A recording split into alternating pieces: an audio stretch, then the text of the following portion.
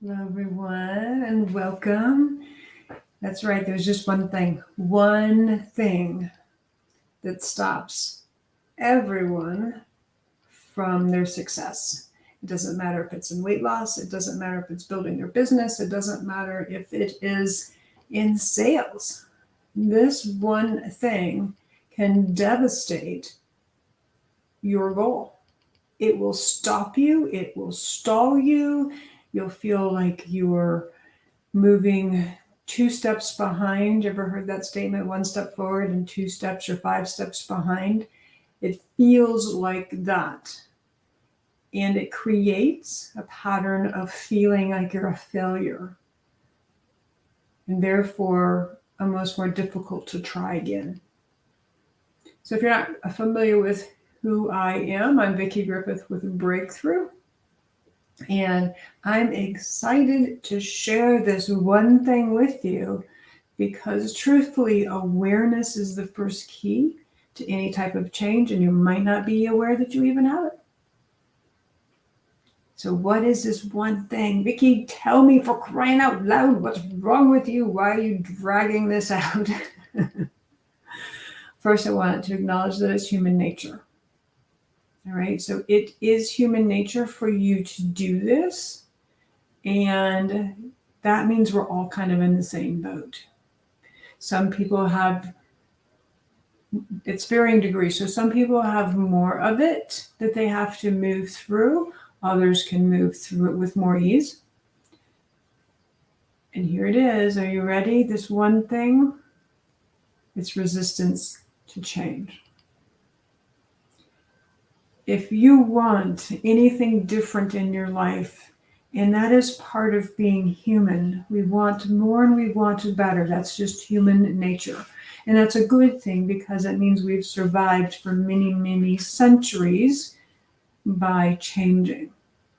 Can you imagine if we were still in the industrial era? Wouldn't work for us, would it? Now that we have these cell phones and information available to us in a second, a millisecond, even less than that, that wouldn't work.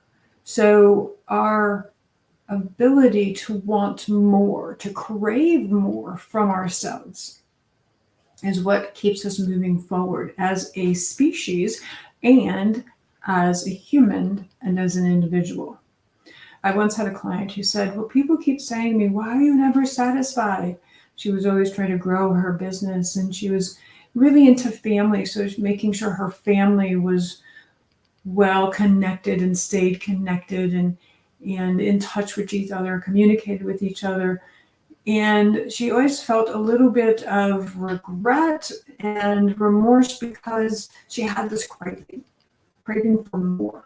When she had so much, she had a beautiful home and amazing husband and loved her kids and she enjoyed her kids, grandkids, yet she always wanted more and she thought there was something wrong with that. There is nothing wrong with wanting more. That is human nature.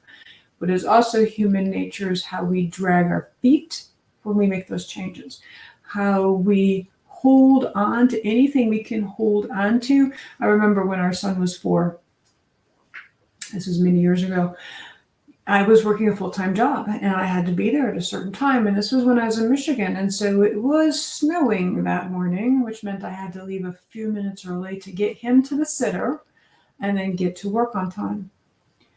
And it was one of those mornings when he was just not about to have any of it. He didn't want to go out in the cold. He didn't want to go to the sitter. He was just in one of those 4-year-old moods and he wasn't going to do it. And I remember trying to pull him through the front door so I could take him out to the minivan. And he literally, I do not know how he did this, but he literally had his little hands on one side of the door jamb and his feet on the other side of the door jamb. And I'm trying to pull him by his waist as he's horizontal across the door jamb. Oh, we gotta go. I gotta get to work. We gotta get you to the sitter. And he's like, no, I don't want to. Well, that's what happens in our mind when we decide to change. You think that it's okay. And by the way, we did get to the sitter. It was a very lovely experience and kind of sad for me because the reason he didn't want to go is he wanted to spend more time with me, which touched my heart. But reality was I had a job I had to get to and I couldn't take the day off in the split second. And he was fine that day. So there's the moral of the story. He was okay. He ended up getting to the sitter. He had a great day.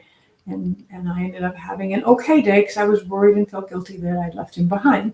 But let's talk about resistance. This resistance to change is like that. It's like that 4-year-old that has somehow jammed himself in a doorway because it feels unsafe. Even though you want it. My clients want to release 30, 40, 50, 100 pounds. My clients want to grow their business. My clients want to increase their revenue and their sales. They want it, but yet they don't take the actions that would show that. They don't stick to the plan for weight loss. That doesn't mean diet, but they don't stick to the plan. They don't do the activities that will create income, that will grow their business. And that's the fear of change. The brain gets a little caught up too in repetition. And that's why we're so good at the habits that don't serve us well. It's safe. Repetition is safe. So even though you consciously are like, I don't want this anymore, the brain and the mind haven't gotten on board yet. So how do you change that? You change the brain and the mind.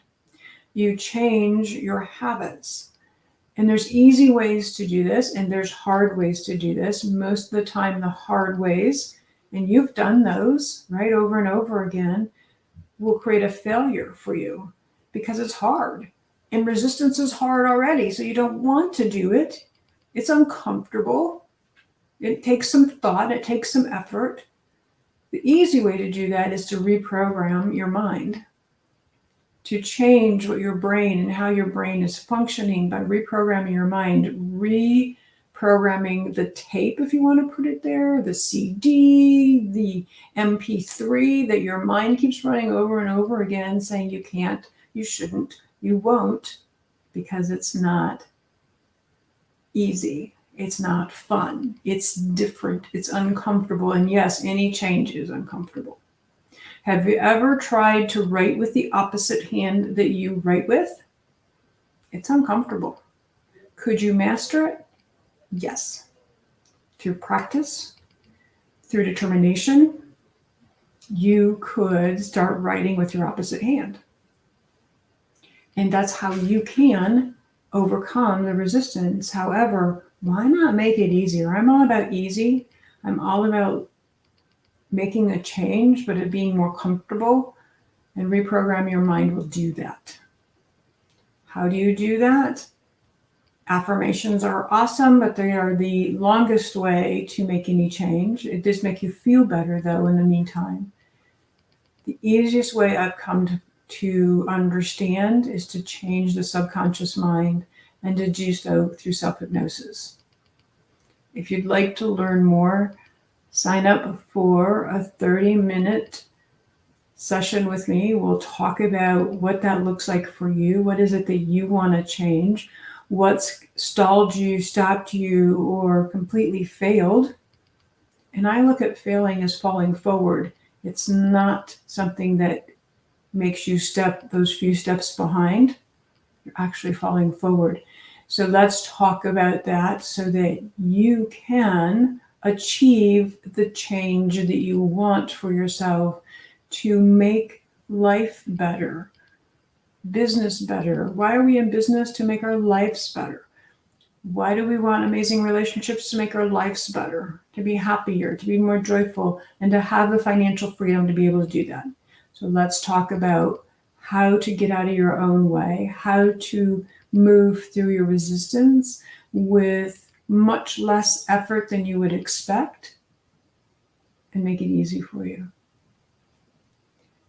Take a look at the slide coming up. It will give you the link to create and set up that chat with me. I look forward to supporting you. and making the change that you want in your life, whether it's your weight loss, whether it's business growth, or whether it is sales. We'll talk soon. Bye now.